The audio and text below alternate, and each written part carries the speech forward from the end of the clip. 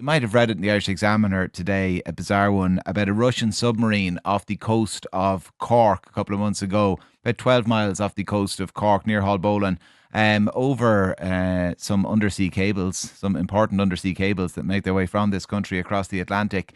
And it had to be chased away, not by us, not by the Naval Service, but by the Brits. So this is just another embarrassing escapade, the latest of many on this front. And it has nothing to do with neutrality or non alignment or NATO or our relationship with EU battle groups, even though some people will try and turn the debate into that. It is simply more evidence that we can't defend ourselves or our assets.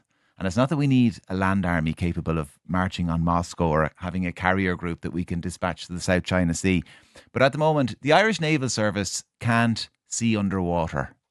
So it's 108 years. I checked before I came into studio. It's 108 years since sonar was invented, and we don't have it on any of our seagoing ships. And I say seagoing ships specifically because we have other ships that are parked up in Haulbowline and they can't go to sea because they're in such a state of disrepair. And what I just don't understand when these stories crop up, because they do every now and then, are the people who don't want us to have sonar, who try and turn all of these discussions into debates about neutrality because it's safer ground for them and they know they can win that debate. They'll be the same people who will round on government and policymakers if anything actually happened to those undersea cables. It's nothing to do with neutrality or NATO. It's just about no longer having to embarrass or debase ourselves by ringing up the Brits and saying, can you come over here and look under the water for us and find out what that submarine is up to?